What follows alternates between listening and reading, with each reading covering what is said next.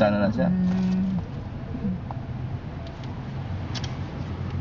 Going back sa organization nyo, yan yung kadamo-damo sa mga international organization actually, mga church-based, Oo. church-based nga nagatuhaw. Oo. So may aras ang Lutheran, ang Latter-day Saints, Oo. ang ADRA, may mga grupo sa which is good. Because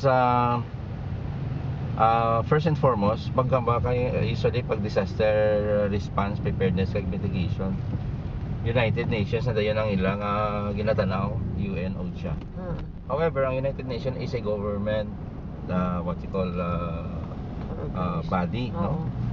So hindi mo gid manigar nga may harap lang sang biases ang government ko mga. That is why ang check and balance ang nagsulod ining mga international non-government organizations.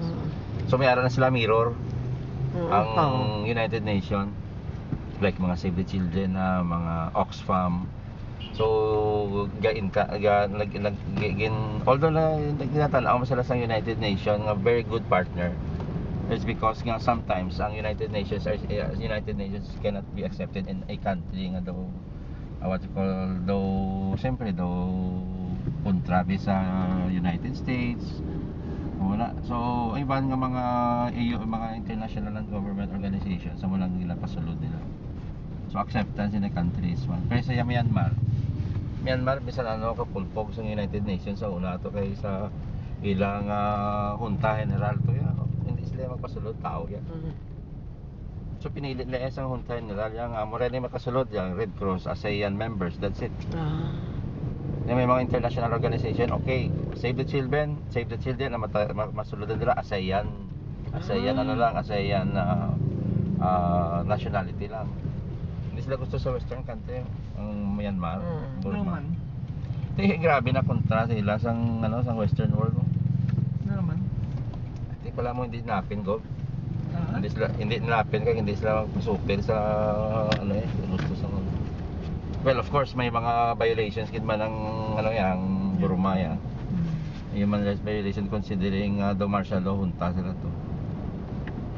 Gusto subong Subong tigala ko nga matamat sila la kalok kay ginpabuyan na tong ilang political prisoner to nga si Aung San Suu Kyi, something like that.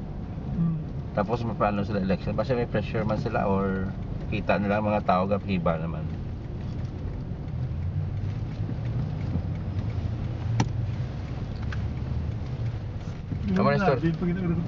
Burma, no? Yeah, it's because nga kontrolado sa gobyerno.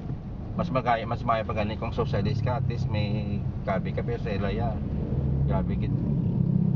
Pero in terms of what you call sa ilang resources, grabe resources na nila. Ang ilang mga gemstones na nila, grabe ka bountiful na nila. Sa atong gid ako madagay gani ginagpanan gina-manipulate. Si analyze mo kisang system sang government mo kisa mag-socialist, it's because ang tao kulbaan sa gobyerno like sa Vietnam niya mga balang ang central committee ang amo na ni mabato mga pagkaon, no question asked. Sa Lao to mo man mga balang Lao nga amon nga tao ya sweldoan na namon 250 pesos ang adlaw. International Red Cross kung magsuldo ka mo sa 500 hindi na lang ka mabulig sa amon.